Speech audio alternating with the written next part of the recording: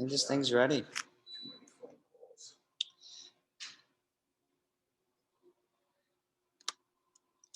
I think this thing's on. I think we're ready to go. I know how to use Zoom. Yeah. See if this thing's. I used Skype before. Okay.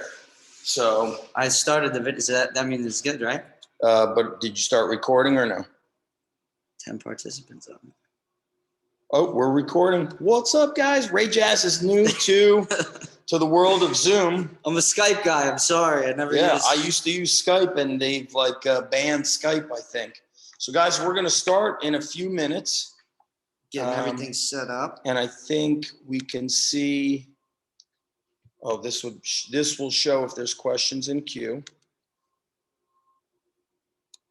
So down here, as you could see, and then in 3 or 4 minutes, we're gonna get going. Want to plug this in and get some power. Yeah, let's going. plug this in. Let's see if they could.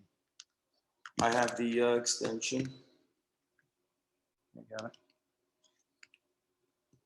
Let's see how far this reaches. Hold on, right? We're old school. Hold on, unplug, and then let me unplug this real quick. So it's not tangled. There we go. Okay. Jake or Jeff, if you're on, can you just text me, see if if everything's good, if you guys could hear me? Let me get the extension cord.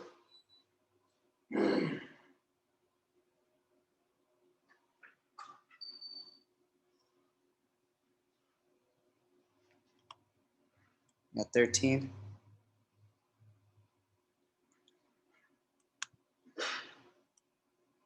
Oh, I can see the attendees here. Oh, cool. Hang tight, Rick, so I could charge that up.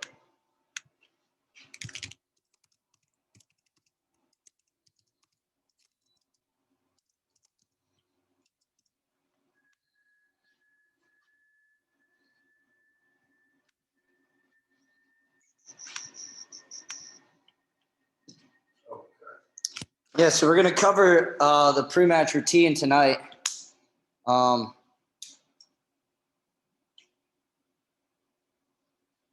going to cover the pre-match routine tonight, and I know it's a weird time in wrestling right now where some people, either they're mid-season or their season just finished, or the NCAA is just finished, but you could always find and form your pre-match routine, right? So you could always expand on it, see what works, see what doesn't work.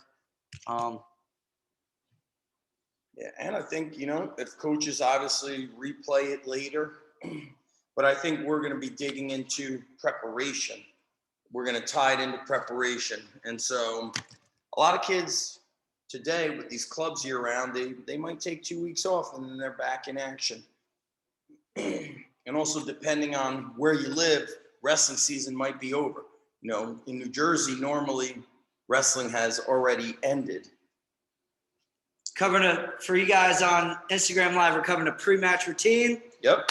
And we're starting in 1 minute, but the pre-match routine. And as we were saying before, right, it's all different parts of the country have different parts of their season right now. Different wrestling. Yeah, I think so New Jersey became a spring sport with wrestling. Yeah. Normally it's over. It would have ended. It's March 22nd. So normally, wrestling would have been over about 3 weeks ago. And right now we would be in freestyle or Greco season, which I'm not sure what's going to happen with that. And these off-season times are important because it allows you to, of course, what we'll be getting into is really dialing in a system of a pre-match routine, understanding preparation. We're going to tie it in. And then for the upperclassmen who are really serious about wrestling, this gives them an opportunity to have a breakout off season where maybe a college coach gets to see them wrestle and say, man, that kid's impressive what he's doing.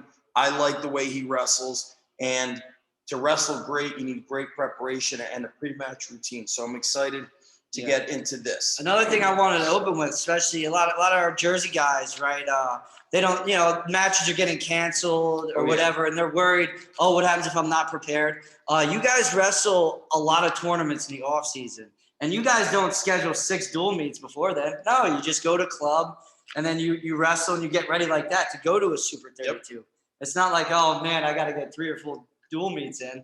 My advice for you guys is try if you think you need more matches, make them yourself at practice, right? Challenge your workout partner to say, hey Zach, I need more matches. Let's do a match right after practice. Let's go. I was thinking you're that gonna be you're gonna be the ref. Let's go. You're keeping score. Let's go. Keep time. If you want more matches, make them yourself. And if there's rules that you have in your school, do it at club.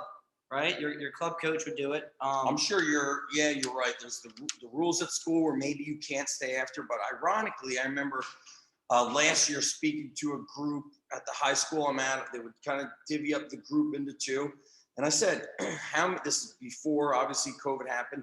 I said, if you're struggling on bottom or struggling on top, how many of you have spoken, or asked your coach, can I stay after for 5 minutes with Ray Jazz and just work me on drills on top, work me on drills on bottom? And so it's, sometimes like, no, I haven't. I'm just struggling, and I leave it at that. In sports performance, I always feel you don't want to just attack weak areas. You also want to double down on your strengths, but you also attack those weak areas. So if you're struggling, you got to be responsible and say, hey. And make it a habit. Make it a habit to stay after and do it. Even if it was simple as, all right, after practice, I'm just going to hit 5 of my go-tos. Yeah, or 5 minutes of work on what I got to work on. You got road out on legs. I'm going to spend 15 minutes after practice. Have someone throwing legs the whole time. Easy. So, all right, here we go. We're going to officially start. Let's do it. The pre-match routine. So here's the thing with the pre-match routine. Don't think about it as a superstition either, because matches can change, stuff can happen. We want a pre-match routine to stay consistent and something that works for you, right? Sometimes your team has their own warm-ups before dual meets. Yeah. A pre-match routine is something that you do. Maybe you're on deck, double deck, 5 before. Maybe it's a tournament where you have that warm-up, in the beginning of the day, right? But then you're just sitting or, in between rounds. We want to stay consistent and keep it consistent, because you don't want it to happen where, oh man, I wish I got a better warm-up. Or, man, that warm-up killed me. Right. You don't want to second-guess what you have to do. You want to know what you already want to do and what already works. I think that being said, preparation, so we mentioned earlier before kind of officially announcing this, your off-season preparation and your in-season work ethic kind of will set the tone. It sets the standard. So if you haven't done the work, then you're going to second-guess yourself, and it catches up to you. And I was going to say earlier, I was like, but we probably don't have those kind of kids, or maybe there's coaches watching, you've got kids that aren't doing the work. Those kids are, I think, if they don't have a solid pre-match routine, or maybe the coach can help guide them, especially if it's a younger wrestler, right? We have kids who start wrestling in high school. You've got to help them kind of create a system to give them some confidence of preparation before the match. And one big thing that I have a lot of athletes do is just like a lawyer, right? Building your case.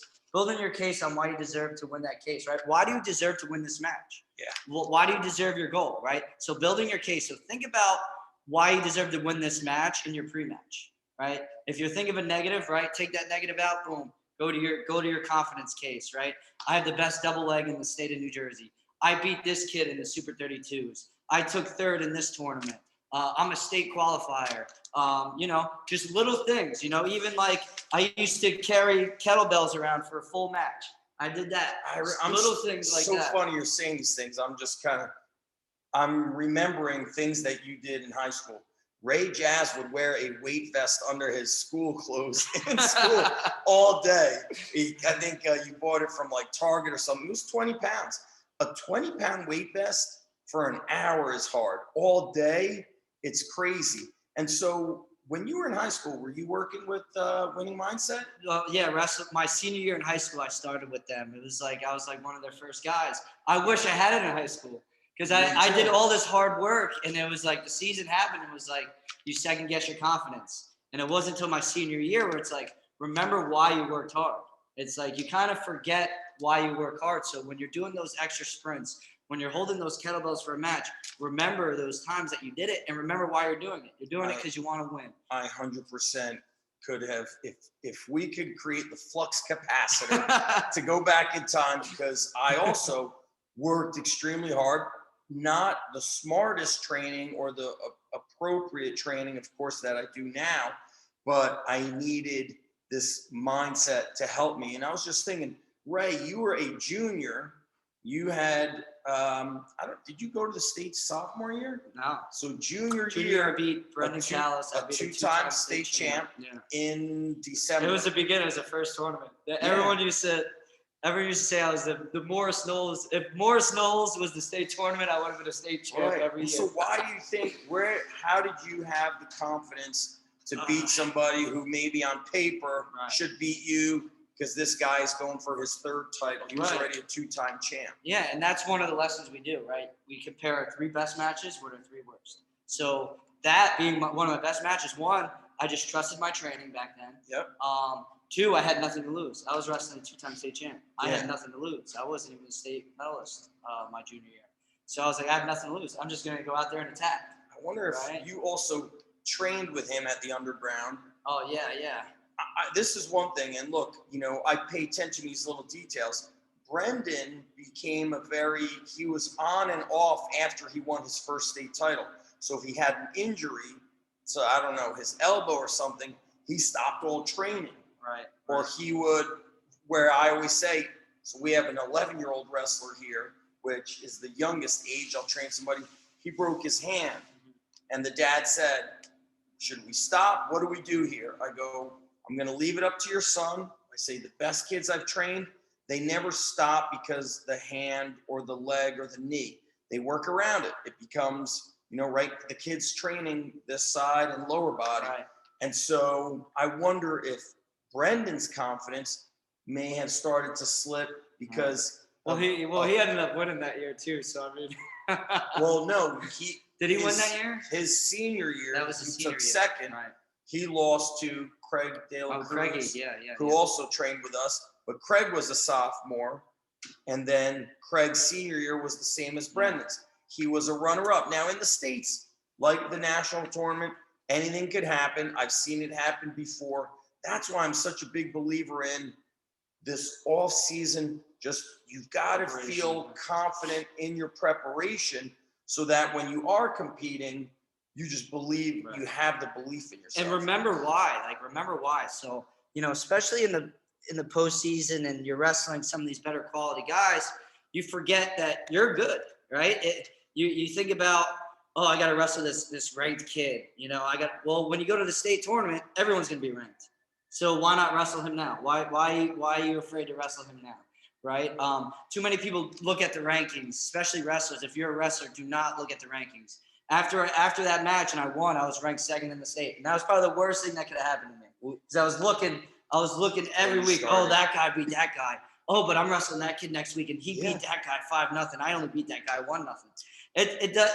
You'll drive yourself nuts thinking like that because every match is a new match, right? So don't even waste your time with it. Remember why you put in these extra workouts and just trust your training. That's what it is at the end of the day. Trust your training. Hopefully I think that's the ticket, is you've got to do the training. And so these lessons, I try to take them and share them with my kids. My daughter's 14 and a half. My son's 12 and a half. My son is, big into baseball. And so yesterday he had a baseball game. He pitched great, but didn't hit so great. And before that, we have a batting tee outside, a net. I say, Ethan, you want to go out and warm up? He goes, why should I warm up before we warm up at the thing? So there's a point where as a dad, I got to say, hey, here's an opportunity for you to kind of maybe get a little pre-game routine. And he didn't want to do it. And he's, still young, but he's starting to learn that, hey, I had an opportunity to do this pre-game routine of my own, similar to like a wrestler, but he didn't do it, which is probably not the, definite reason why he didn't hit good, but it's likely a reason. because what was your routine? You left it up to a coach. Yeah. And it's building, it also builds good habits. I remember my freshman year of college, everyone was telling me, oh, college wrestling is a different animal. It takes a while to get adjusted. I was like, well, I'm just going to get adjusted. So when I first time I stepped foot in the campus, I went to two places, the wrestling room and then the gym with Joe Musher. Joe Musher thought I was nuts. But I set up a good pre-season routine. And all the seniors and everyone were like, oh, it's a long season, blah, blah, blah. Well, I was like, well, I'm trying to be the best. I'm trying to get adjusted. I remember just doing extra jump ropes, just, calling the assistant coaches or volunteer coaches. And they're like, oh, yeah, this kid's hungry for it. And it's like, find what works for you. And if you really like, getting adjusted, like people were hyping up college wrestling. I'm like, all right. Instead of waiting for the season to start, I think made it an initiative. You knew that you responded well to a higher volume of training, as did Greg Zanetti. Right. He would work better if he worked more. And so if we were to pull him back, I know Gene told me that it kind of messed with Greg's performance. Right. Greg identified that he needed to work, whereas somebody else might want to taper, somebody else might want to pull back because that's what they believe works. So you have to match the training to the belief system. Right. And you got a question here if you want to, from Rockland Krasinski. Yeah. How do you handle your nerves wrestling in big tournaments or a big match? How do you have preparation get you ready for those moments? So no match is a big match, right? Every match should be treated the same. That's one thing, and it's hard. Trust me, I know it's hard, right? It's hard to think, oh, this state tournament is not as big as the Correct. But you should try to condition yourself to wrestling is just wrestling. That's why you do the same preparation, you do the same pre-match routine. You don't change it up. Your mindset stays the same. That's really it. One of the best advice I got before the national tournament was these next 2 weeks, because in college it was the conferences, and then you had like a week or two where there was no matches. And I remember my coach just saying, other people are trading their butts off right now. You just let that money cash out, because I've been working hard for my whole life. Well, for college, 4 years. So I was doing everything right for those 4 years. So it was time for me to just do what got me there.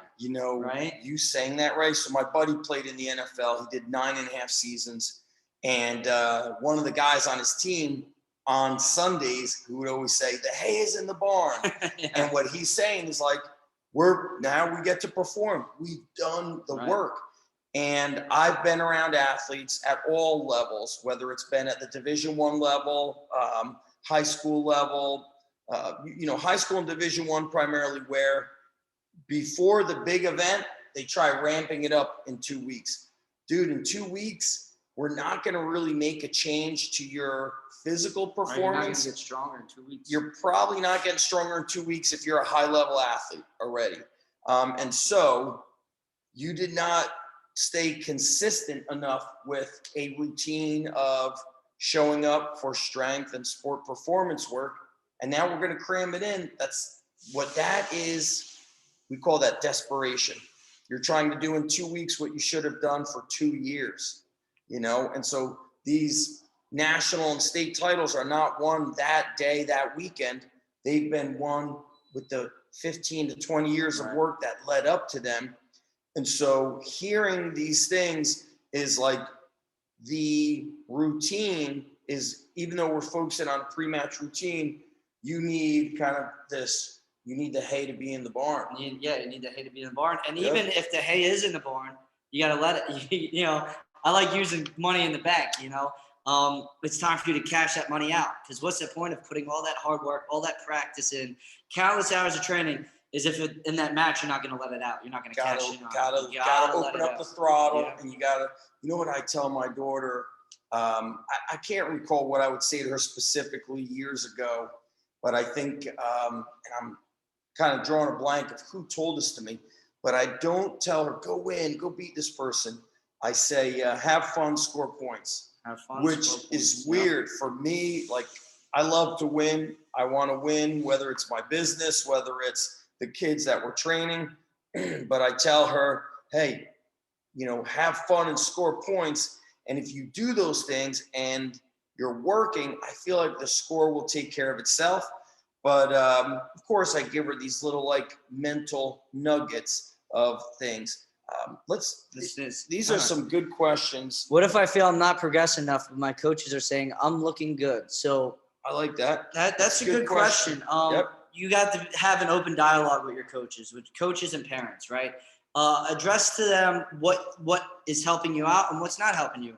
I remember my coach used to always say, "Oh man, you got that number 2 ranked kid in the nation. You better be ready." I'm like, I'm always ready. Like, why does it matter if I'm wrestling a number 2 ranked kid or not? So I tell him, bro. I was like, I know he was going to tell me anyway. So I just prepared my mind like, all right, whatever. Yeah. He's ranked. I should be ranked too. I'm good enough where I should be ranked. Even though I never really cared about the rankings, I just knew my work was ready. But, how do you know you're not if you're progressing? So set up like short-term goals for yourself. Maybe if there's a guy in the practice room that beat you, right? Maybe challenge him to a best of 5 every week. Maybe make it a habit where you wrestle him every Wednesday and see if you improve. You know why that's so good, Ray? Is because you have to learn to compete. So I think to myself in high school wrestling, I had 2 off-season tournaments. There were very few off-season tournament opportunities. Whereas my younger brother, I always remember it was like the end of summer, and he's like, Zach, I think I've already wrestled 200 matches. And so he was able to build a routine. He was able to experiment. He had less stress with competition, whereas somebody my age, we didn't have enough competition. And so our experience competing was minuscule. Even our dual meets, we had 1 tri-meet a year, and then you had like 1 or 2 duels, whereas these kids are maybe having practice twice, maybe 3 days a week because they wrestle so much. And then maybe for this athlete here, he's saying, my coaches keep saying I'm looking good. Sometimes coaches are finding a way to just build you up with positivity, because honestly, some kids they are sensitive to any kind of feedback where maybe, a coach says to somebody, look, for me, it's with strength and conditioning technique. I'll tell a kid, you got to squat lower. We cannot count that 405 squat. You're squatting halfway down. If I drive halfway to work, I didn't get there. You squat halfway down, it's a 0 rep. Now that kid has really taken it a bit personally, where sometimes a coach has to be tough on you. And look, then sometimes I got to flip it and say, hey man, I like how you're squatting. I know it's not as heavy as you want it to be, but that's looking good. And so sometimes coaches are learning different ways to communicate with the kids of today, because I'm 45. So anybody who's in that age 40, late 30s, coaches back then just said, do this, do that, shut up, get tough. It was so like point blank. We couldn't question anything. Right. So have that. Be honest with your coach. Say, coach, yes. really, let me know. It happens because as a coach, it's like you deal with so many athletes, and you want to kind of have your own way. But if you're showing them that you care, right, and you want to get better, a coach is supposed to be there to make you better. So if you have an open dialogue, they'll be willing to work with you, and they'll break down your matches and see where you're struggling. Right. And I saw my coach at the high school. He was watching a match, and I saw the notes: 25-second mark, this position; 55-second mark, this position. So he had his notes ready to meet with the wrestler. You got a note here from John saying, I'm not a wrestler. I'm a basketball coach. Your advice is excellent for all sports. Right. He's 100% correct, because my daughter plays tennis. My son plays baseball.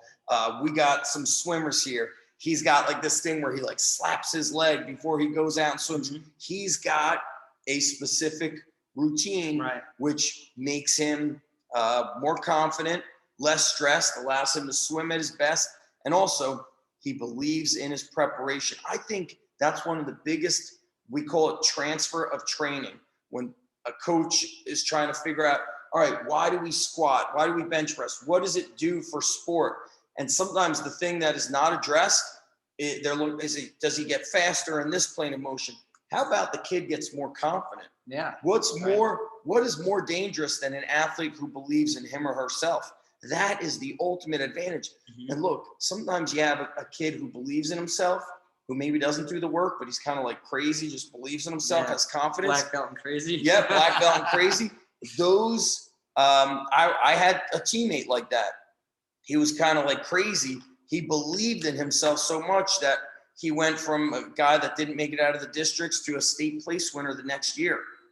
And he didn't even wrestle in the off season. Yeah. He just believed in himself. And that just goes not even for sports, but for a career, for your job, right? You've got to believe in, especially that job interview. They're going to want someone that's confident over, Oh yeah, somebody that could look people in the eye, that has thorough answers and everything.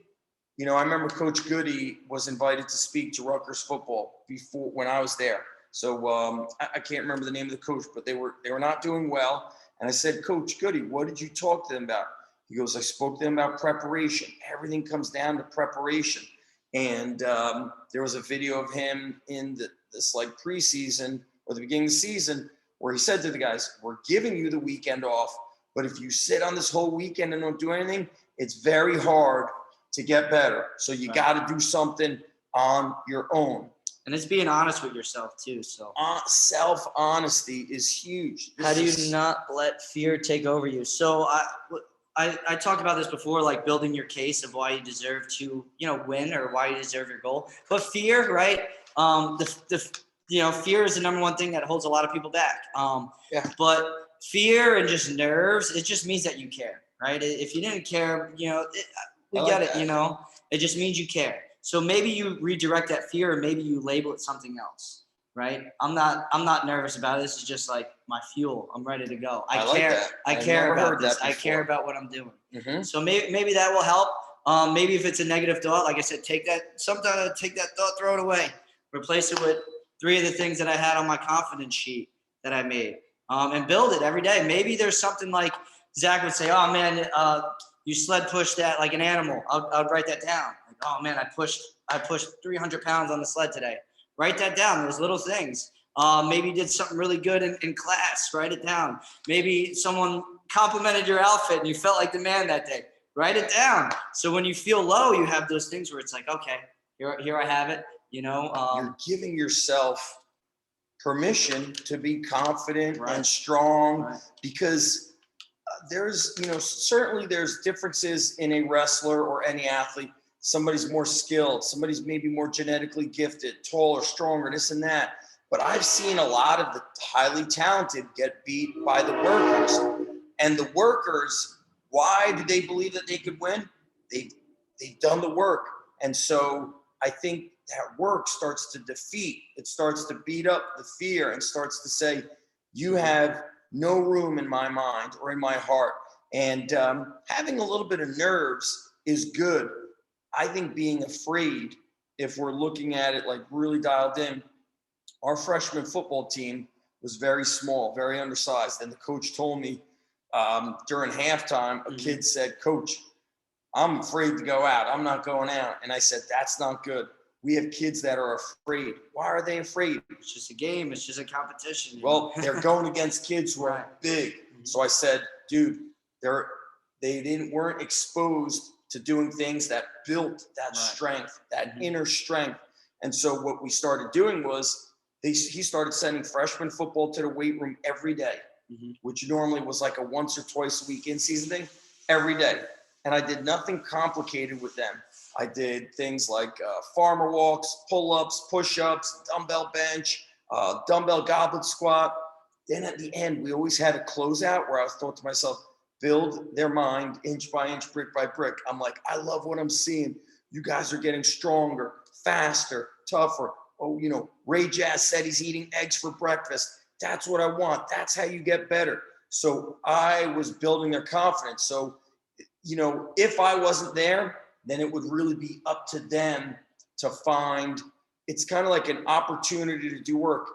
To me, these sometimes self-limiting thoughts happen if we haven't done the correct work or we're not experiencing success. And you've got to celebrate every victory. So like you said, if you're afraid What does the fear come? Are you afraid when you have to start neutral? Are you afraid when somebody takes top? Write those things down and address them in practice. Right. Do it a little bit early, stay a little bit later with the coach. And here's another thing, Ray, that's interesting. Now there's so much free information. What if you just study some stuff and visualize? So for example, if I wanted information back then, I had Dan Gable Competitor Supreme on VHS. Now a kid could go on YouTube and study, there's videos of like, you like to watch Gable Stevenson. There's highlight videos of him. There's instructional videos all over YouTube. You could study those things and shadow wrestle. You know how I wrestled a lot? I wrestled my brother in the living room, on the carpet, or in the backyard. And so we kind of created these opportunities to get better versus waiting for opportunity. So that's a great question by Elizabeth. I'm not sure. Another thing with fear too is perspective. One example I used was I always use Anthony Robles. He won a national title with no legs. So one leg. Wait, was it one leg or no leg? One leg. One leg. Yep. He won it so if he won it on one leg, what is your excuse? Why are you afraid to go out and wrestle this guy right here? A beast. Another thing, with fear, like I was saying before, right, with perspective and why do we do this? Why do we work hard in practice, right? If you're going to go on that match and just be afraid, right? So just remember why you're doing the work in the first place. Right. I like that. Like, why are you doing it? And look, wrestling there's fear involved in the beginning. Yeah. So the more you compete, the more this becomes kind of like your natural environment. And so you have to be a competitor in the practice room. And what's the worst that happens? You lose, whatever. Your coaches are still going to coach you. Yep. Your parents are still going to love you. They still love you. And that's it. You still got your friends. You still have your friends. Your friends aren't going to be with you because you're not a state champion. I say this to my son. I go, Ethan, guess what happens in baseball? You're going to strike out. You can't hit it all the time. Right. I said it to the wrestlers. I go, guys, if you're on the wrestling team, you will lose unless you have an undefeated season and win. But eventually, you're going to lose. You're going to have that. But that's exciting. Like when you came into this group, one of the kids has 3 dual meets coming up, all very tough teams. And I was like, that's awesome. That's what you get excited for. You've got tough competition. What's exciting about you're wrestling a team that's notoriously not good. Yeah. So you want the beauty is in the challenge, and so I think you got to kind of reverse the way you look at it. The more you seek out the best competition, the more it's just going to be. That's it, competition, right? Because at the end of the day, that's what it is. You don't get nervous when you play your friends in Madden, or you don't get nervous when you play your friends in cornhole, right? It's competition.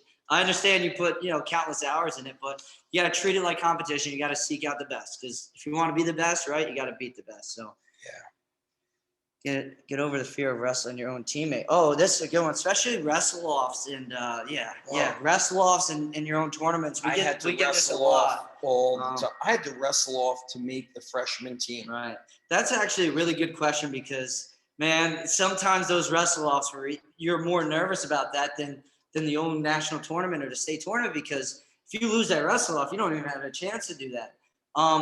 The best thing with that is, this is a little bit hard because I know when you're doing wrestle-offs, it's hard because sometimes those guys are your drill partners. Yeah, I watched, my first year at Rutgers, a kid who was normally starting wrestled off a kid for the national tournament who barely ever started, and the kid who barely ever started won.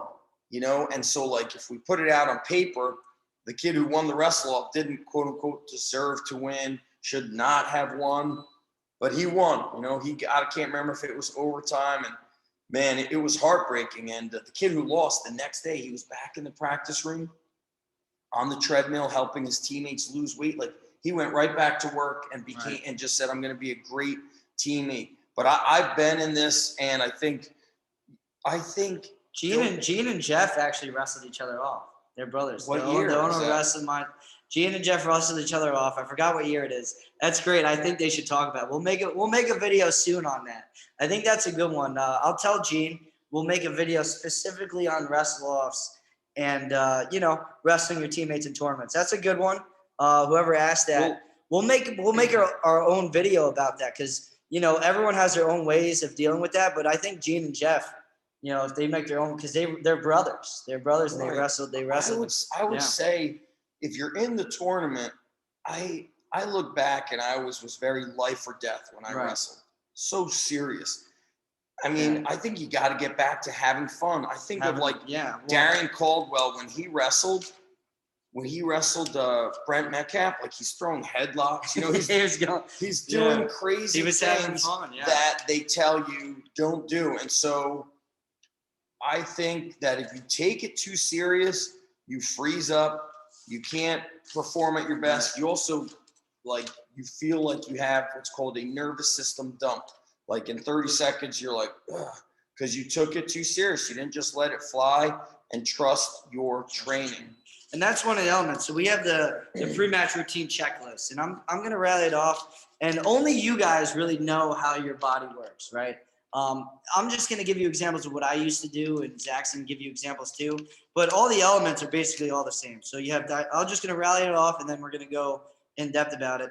Dynamic stretching, right? It's not like static where you just touch your toes. It's actually getting the body moving. So it's like, getting these kickers in. You're getting your body hyped up. Getting your body ready. An element of fun, which is what we talked about with Caldwell, right? Competing's fun. I wish I could go back and wrestle a tournament again. But it's fun, right? Wrestling's fun, and you need an element just to tell your mind that this is fun. I used to have like a hacky sack I used to just mess around with. I used to throw it at my coach. He used to get all mad at me, but it was just that little element of fun that just redirected my focus. Sometimes it was just messing around with my teammate or joking around, right? But when it was time to get on the mat, I was serious. But those tournaments are long, and if you're serious that whole tournament, it drains that battery. It drains your battery life. And emotional fatigue will suck out more physical fatigue. It's all kind of like one bucket.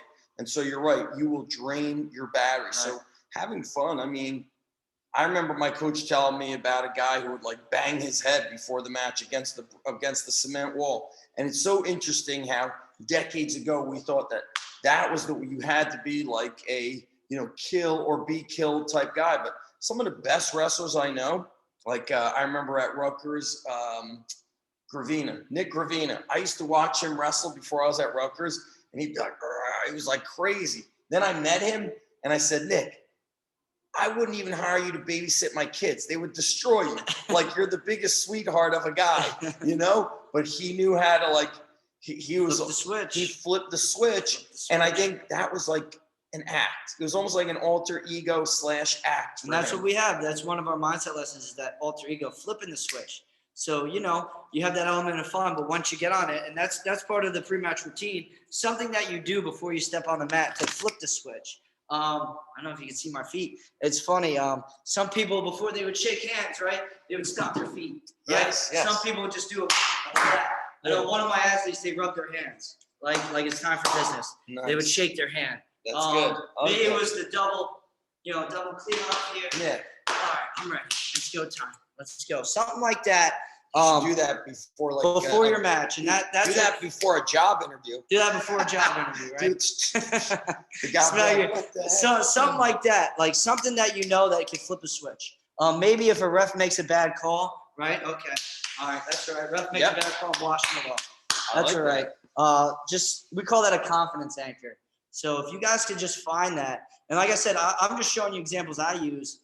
You could use mine, or you could, sometimes stuff works better for other people.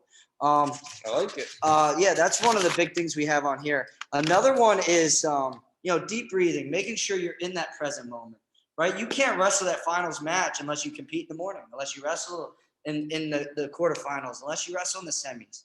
You got to take it match by match, moment by moment. And that's why deep breathing helps too. Sometimes you get so amped up. Sometimes just spend maybe even just 2 minutes on the side, away from the wrestling room, away from the competition, maybe in the locker room, just to get your mind away from that. There's a couple ways to do that, Ray. So there's something called box breathing that I learned from Mark Devine. He's a former Navy SEAL. And box breathing was simple. It was like inhale for 4 through the nose, hold for 4, exhale for 4. So it was like the same, time. Then you could go to 5 seconds, 8 Right. seconds. But, I remember like doing it when I was on an airplane going through like crazy turbulence. I just did box breathing and calmed myself down and controlled myself. Then you have the other option where you could do like quick shallow breathing. You could kind of get yourself like hyped up. You can literally calm or elevate your body within a matter of like 5, 8, 10 seconds. And the breathing is like goes back to a lot of these ancient warriors. I remember being at Blair in the early like years where Buxton brought me in. And after we had like done all this hard work, I was like, inhale deep through the nose, hold, exhale.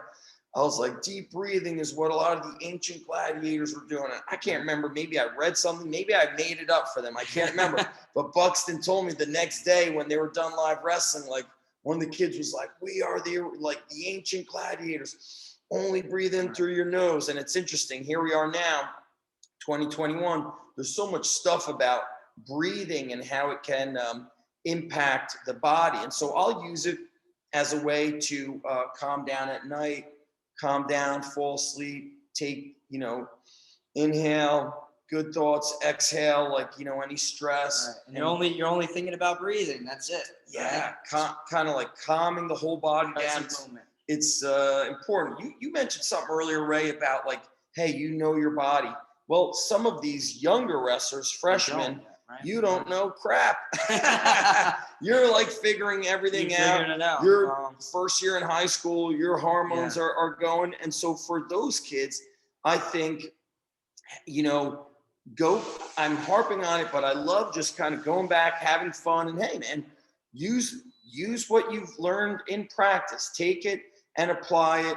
If somebody scores on you, that's over. Score back on them. Just have fun with it.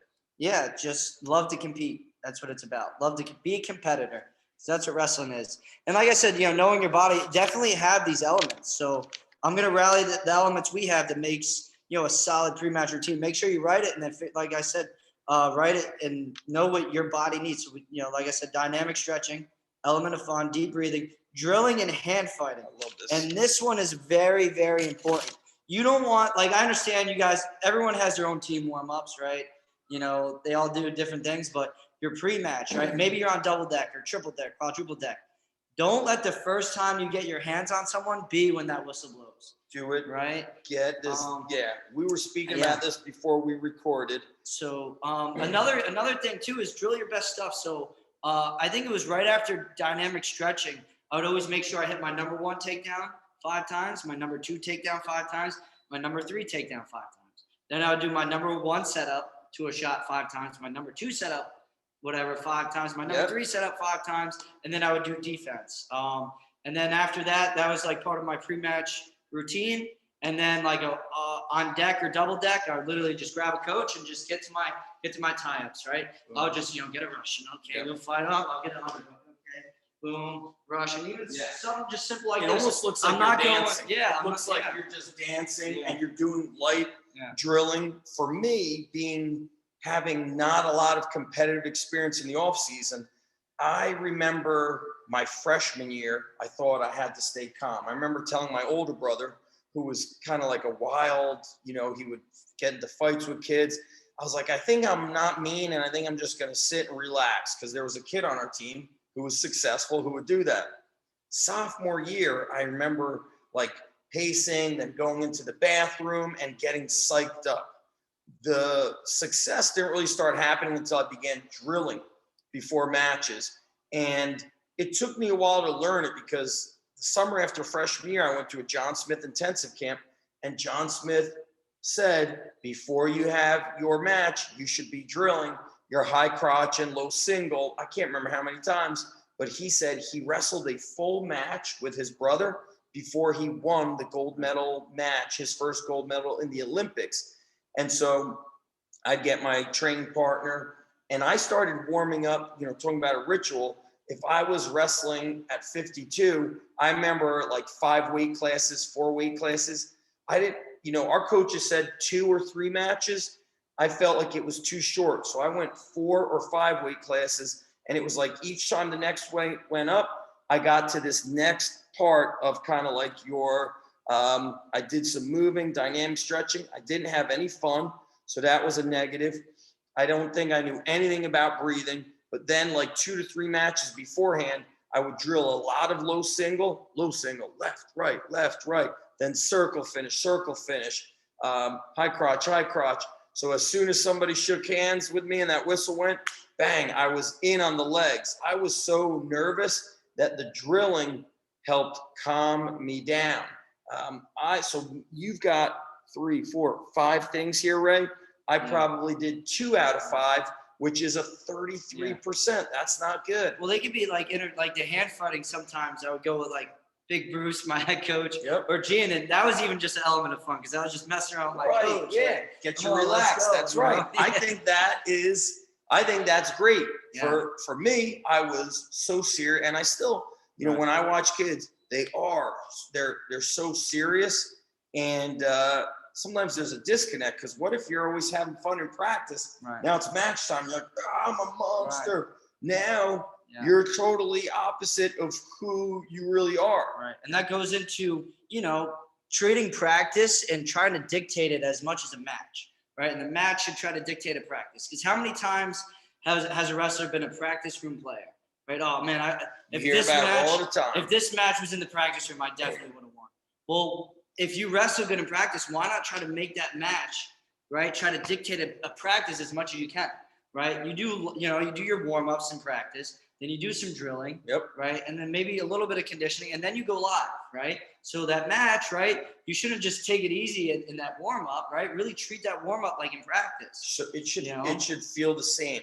Hopefully there's a lot of coaches watching this so they could plug and play this in, because I think a lot of high school kids, unless they're doing a lot of off-season wrestling, they're lost with this stuff. They don't know how to have make practice feel competitive. So when they do compete, it's the same. Yeah, even if it's just like on Wednesday, every Wednesday I would wear a singlet for live goes. A singlet. I would wear a singlet, have my headgear, and I'd do my pre-match routine before live goes, and I would do it. And then even like we were discussing in the beginning, sometimes I would dictate. I think it was like Tuesdays. I would have a match with one of my teammates, and I would make someone record. I'd bring a singlet. I'd do my pre-match routine, and I would have a match.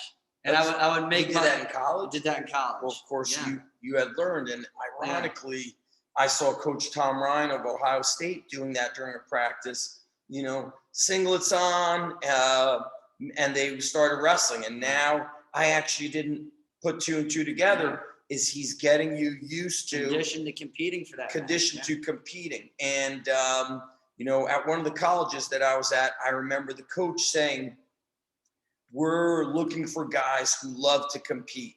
So when we're recruiting guys, we need somebody who loves to compete, who's not afraid of being unseated. So I think, of course, the Division I Nationals just ended. And there was I can't remember which weight class it was, but it was like a 20th seed beat the 3rd or the 4th seed, and then became an All-American. You have John Poznansky from Rutgers, who I don't know where he was ranked. He's only had 5 dual meets this year. I think he started 25th, and boom, kept going.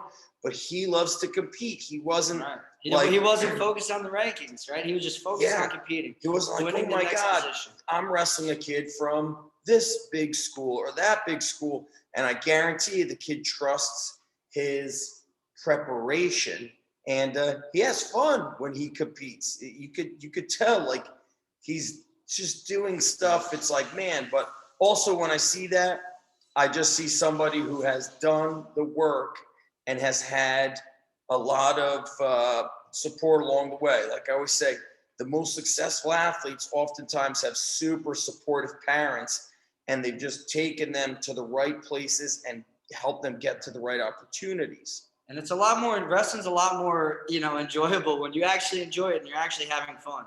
Sometimes when it becomes a job or a struggle, that once the season ends, it's like you're burnt out. No, like it should have been. It was a fun season. You should enjoy it. You should enjoy the moment because it's not forever. It doesn't last forever. I learned so enjoy it as a strength coach to not.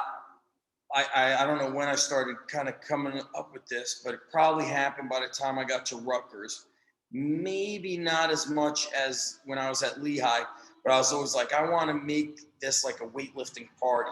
So the music's pumping, we're working, but like you could talk, laugh, joke around a little bit. And I've even loosened up the reins more with like, hey, whoever does the best on the sleds gets to pick the next 3 songs or whatever. So turning it into, kind of gamifying everything in a competitive way. And sometimes competing out of the blue. Right, So I'll say, it's Wacky Wednesday. You guys create the warm-up. Then somebody will be like, okay, sled races. Right. Yeah. Change it up. I'm not ready for the sled race. Why aren't we ready? Like, yeah, we've been doing all the another time. example. One of the wrestlers, he thought he was going to wrestle someone, and he was gearing up for it, and then they bumped someone up. Right. You got to be ready for anything. You got to expect the unexpected. That's why that pre-match routine stays the same, because it shouldn't matter who you're wrestling, and your mind should just always be the same. Because it could, especially dual meets, anything can switch up. Oh my God, I'm bumping up. So what? He's 10 pounds heavier. The world's not going to end. Right. Let's see. Let's answer some questions. I think another thing I wanted to cover, right? And that explains, we have something called a shotgun routine where sometimes pins happen. Sometimes bout numbers get screwed up, especially those elementary school tournaments, middle school tournaments where, it's sometimes get a little unorganized. I'm wrestling now? The way we set this up is think about if you roll out of bed, you're already in your shoes. Don't worry about tying your shoes. You're rolling out of bed. You have 2 minutes to warm up for your match. Right? What are you telling yourself and how are you getting ready? For me, maybe it's a quick jump rope, right? I even jump rope to this day. Jump rope, what am I telling my mind? All right, I have the best double leg in the state of New Jersey. All right, I'm the strongest wrestler here. I don't get tired. Boom. Maybe I'll do some hard hand fighting with someone real quick. All right, Ray, you're up. Let's go. Okay, here I go. I'm doing my claps. I'm shaking his hand. I'm ready to go. So come up with a shotgun routine. Something that you can tell yourself, if I were to roll out of bed, how can I get ready for this match? Yeah, that's funny, man. Yeah, that's a good one. Yeah, it happens, especially the rec tournaments, because they just bounce around. It can take forever. So, it's wild. Really think of a shotgun routine. And that's kind of the last thing we kind of cover with the pre-match routine. But, like I said, these elements, and you really want to know, especially the best way to think about what thoughts and feelings you want to have. Number one, don't worry about feelings. Like as a coach, or when coaches would ask me, oh, how are you feeling? It doesn't matter how you feel. Your opponent doesn't care how you feel, right? You can feel like crap and still wrestle great. Don't worry about feelings too much. Tell yourself you're ready, even though you're not. I'm careful with asking. I could kind of see how they're moving, but if somebody's not moving good, I don't want to say, hey, how you feel? Right. Now we get into the conversation of this person talking about how bad they feel. Right. I always say to them, what if I'm tired? Do you care if I'm tired? Do you want me to give you 50% as a coach?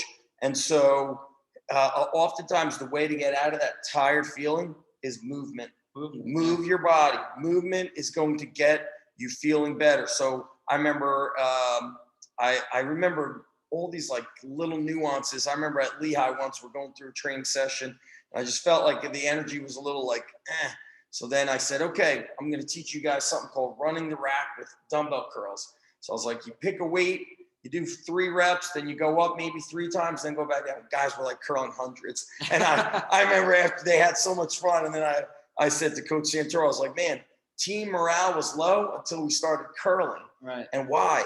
Because of the blood pumping, and it releases endorphins. Right. So then I remember at Rutgers, if the guys looked tired, I didn't drag on a gymnastics warm up and all these diving. I took them in and did like a bodybuilding pump up. So I was like, do 15 reps dumbbell bench, do 15 curls, do 15 push downs, do 15 face pulls. I got their blood pumping with a bodybuilding warm up. They forgot that they're tired. Then I was able to work and maybe modify, of course, the intensity a little bit. But if you're feeling a little like movement is the best way to get your body feeling better. Movement, and like I said, remember how you felt during those best matches and try to dictate it, right? I felt loose and relaxed, right? One of my coaches said, loose as a goose, as serious as a heart attack, right? So sometimes the old fake it till you make it. But, yeah, don't spend too much time getting, oh, I feel like crap. Just when you step on that line, boom, get your confidence anchor in there, shake his hand, and that's it. You let it all out. Have So, fun. yeah, let's look at some questions now. I I think think those are the 5 we answered let's see here. what we got. Some people want T-shirts on Instagram. T-shirts. That's all people care about nowadays. Free gear. Free. Give Gotta me- earn it. Run a mile in under 6 minutes. Then we'll talk. Wrestling never ends. Well, no one has questions. Come on. Freestyle in Oklahoma. I like when coaches have questions. I think it's coaches, athletes digging That in. is this whole thing. Someone asked about a shirt. Yep. I think what we hammered home today was about, we covered a lot. preparation. Tips on being on the attack in matches. So, like I said, know your go-tos, right? Know your go-tos. A lot of wrestlers mistake being aggressive with just no. Be aggressive wrestling is just being stubborn to your tie-ups, just getting to your Russian no matter what. All right, he fights out, right? I'm gonna go to my underhook. Boom, he fights out of my underhook. Boom, I'm going to my Russian. That's wrestling aggressive. A lot of times wrestlers mistake being aggressive with just, I'm just gonna go on his head. Yeah, slamming No, on the head. that's but not wrestling. You're not actually achieving anything. And here's the No. other thing is, don't expect to do it in a match if you're not doing it when you drill and practice. Right. And so when a kid says, I got to work on my conditioning here, I tell them, your best conditioning is hard wrestling. Right. You've got to be willing to put in, your practice has to be hard. So if you drill hard, that's your best conditioning. Right. If you go hard in practice, it feels normal to go hard in a match. But if you're slacking, and again, I don't think people here are slacking, but let's say you're a coach watching this, this is a message you would share with your wrestlers. If you're half-assing it in practice, you're not going to be able to, you need, what we need, and my buddy Donnie DeFilippis shares this with me. He owns the L Street Wrestling Club. He talks about like these guys in the NFL, what they often share the best thing they did. And he sent me a message of a guy who just retired in the NFL. Same thing. He goes, the most important thing for me was not the Super Bowl that I won. It's being a great teammate and my teammates feeling confident and believing that it's great that I've got this guy next to me or backing me up. And I think I've never really heard those things. So you always mention, Ray, try being a great wrestler alone. Try just drilling alone and becoming great. If you are a great teammate, you will become a great individual. Right. And it goes down to drilling, like attack the way you want to attack in drilling, like you would in matches. So you know how some wrestlers, they'll get their double leg on someone, they won't even get their 2. They'll just let the guy stand up, blah blah blah. No. Get your takedown right. Go to your turn on top or go to your hold on top and make him earn the takedown or make him earn the escape. Yeah. Knee slide, stand up, cut, and now it's his turn. Make him earn the escape. If you want to get good on bottom, that's what you have to do. You have to drill like that. Have your partner high crotch. All right, tight waist, me chop. All right, now I have to work up. I love that. Bam, We did that when we ran the first Spartan wrestling camp. Yeah. And Coach Rob Cole did a hands-on drill. Keep the hand. That's why people hated drilling with me in college. Your hand never leaves the guy, and it like intensified the drilling to 20x. It was another question popped in from anonymous. 21-year combat veteran, trained over 1,000 troops, and the philosophy was always train as you fight, fight as you train. Yeah, you're what's that other saying is like, you don't rise to the occasion, you fall to the level of your preparation. And that's what we've been hammering. It's what I've been hammering so much. Like I hate to say it, but sometimes I'll train a kid all off season, then he stops training in season. And it's those little nuances of, do you squat low enough? Do you squat at all? What does your in-season program look like? And so those details either, help or hinder you. And it's, at the biggest matches, these like the finals of a tournament, things happen in overtime or by 1 point. You go to the States, everywhere you look is an overtime match or a 1 point swing match, back and forth. And the details have added up either in a good way or you've subtracted them in a negative way. Right. I think one of the questions was how many times as a 9-year-old should you practice your pre-match routine? First, write it down. Write it down. Go through it. Sometimes 2-3 times a week.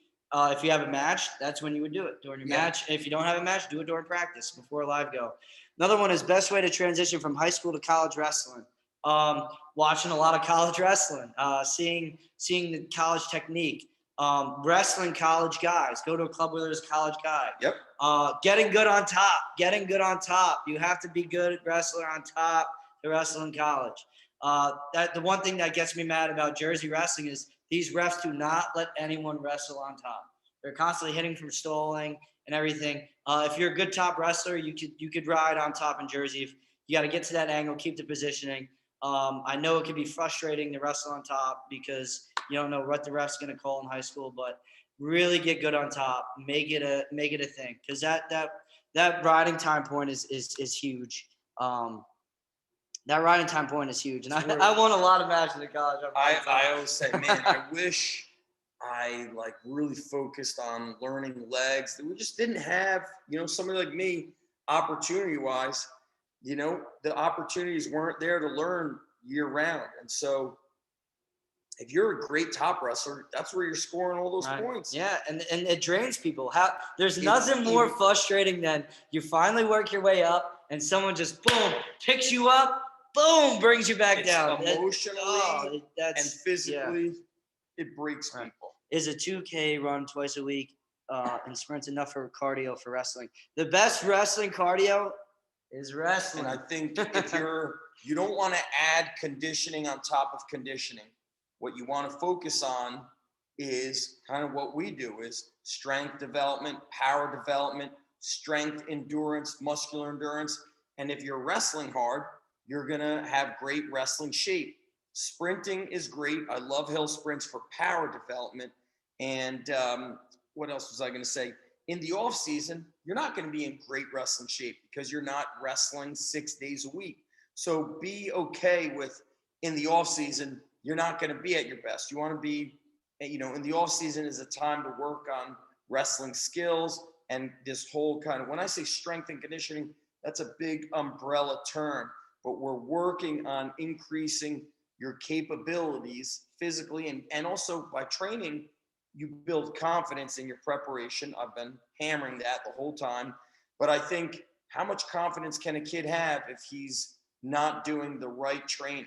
Oh, I'm on my own program. I'm doing the, I thought that with all the free information on the internet, kids would know better, but they're watching, their favorite Instagram hero, which that person might not have good knowledge of strength and conditioning. And so you need, the proper training. So I think too much running, especially in the off season, can beat up the body. I'd like to see kind of other training methods than running. This one will be good for you, Zach. Best tips for training unathletic kids and improving their athleticism. That's a great question. I think that you have to take them outside of the weight room.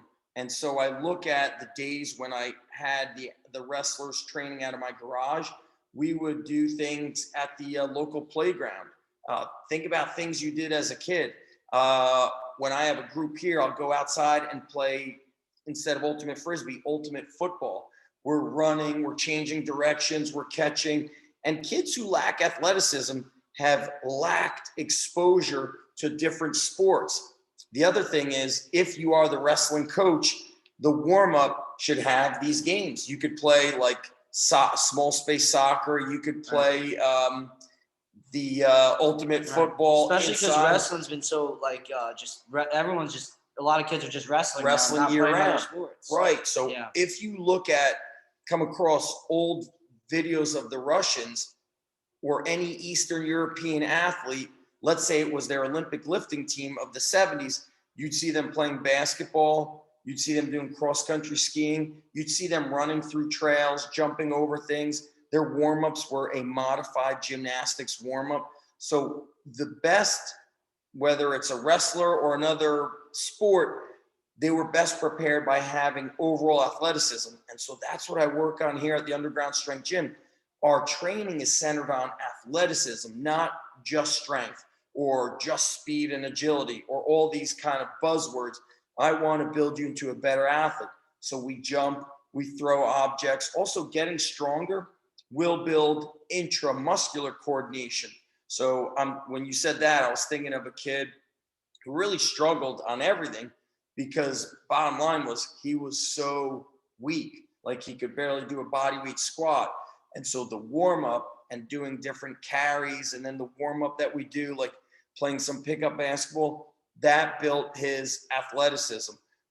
A mom left me a voicemail if I train 8-year-olds, and I do not want an 8-year-old in an organized strength and sport performance program.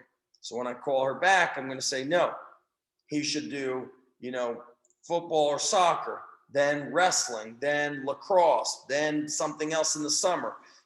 Here, like my son plays baseball and basketball, but then in the fall, they have flag football. It's just constant exposure to different sports.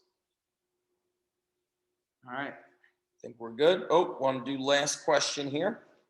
Let's do this as the last question. We just started freestyling Greco in Tennessee. I'm also playing baseball and doing track. Did you play other sports and do different things year-round? I remember you played baseball your freshman year. Yeah. It's funny. I played baseball a lot. I mean, growing up, I played football. Actually, I tried everything. I got kicked out of soccer. I got kicked out of basketball. I was wrestling too many people. Yes, Rockland, at your age, try everything. Try every sport. And it sounds like he's young. Yeah. Being able to do these kind of Rockland's a beast. He's a beast.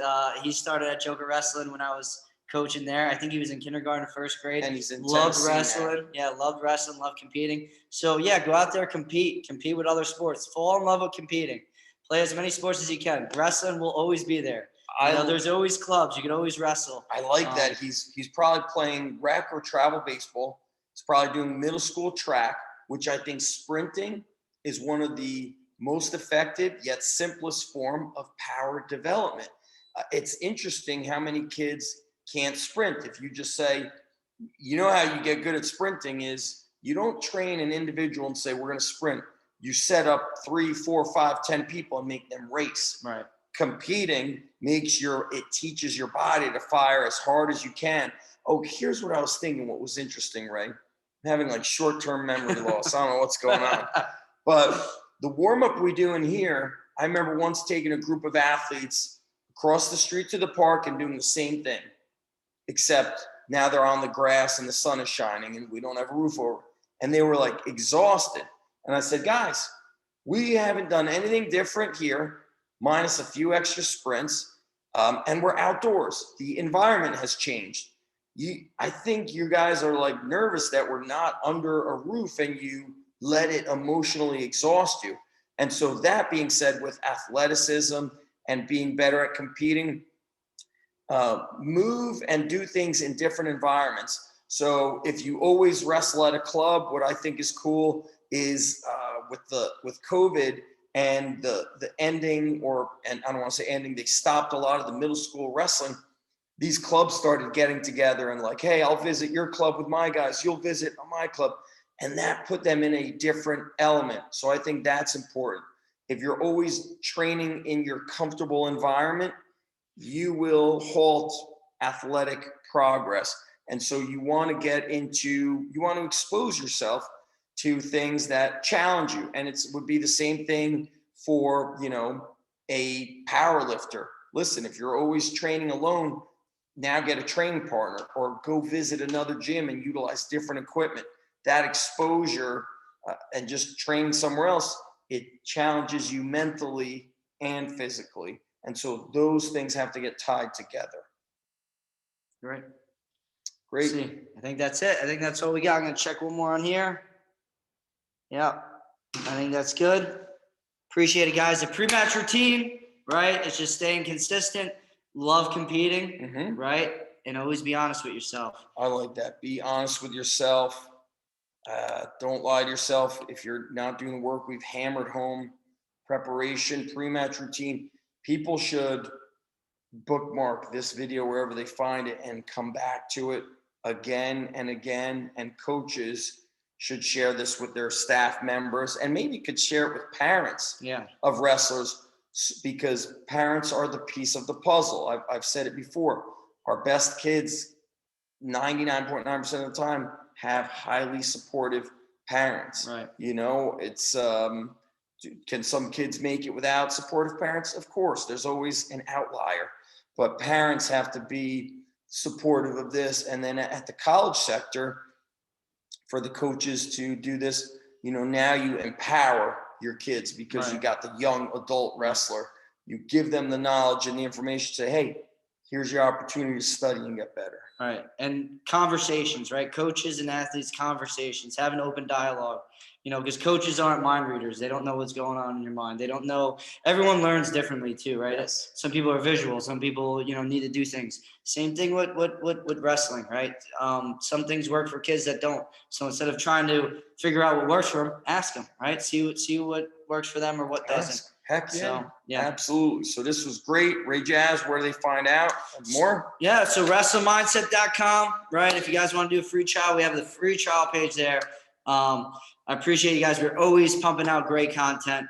You can follow Zach on his Instagram. You can follow me personally on my Instagram. I deleted my social apps for a few weeks. But it's still there. He's smart. I should do that too. But took a little break. For you guys that want training content, if you Google Underground Strength Gym or go on my YouTube, there are some impersonators. I'm going to put it out there.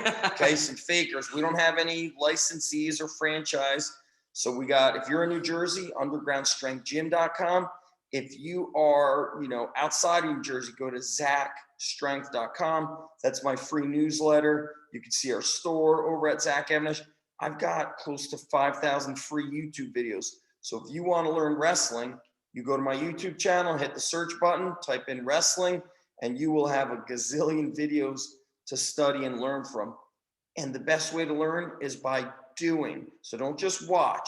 If you're watching a video, take notes about how you will take action with what you've learned, put it to the test. All right? Great, guys. Yep. So we're going to put this up on our YouTube. It's going to be on our Instagram. It's going to be on Rockfin too. Yep. I have plenty of stuff on my personal Instagram too, but Wrestling Mindset, that's where we're going to have most of the stuff. So appreciate you guys. Thank you so much. Thank you guys. Bye. Have a good one.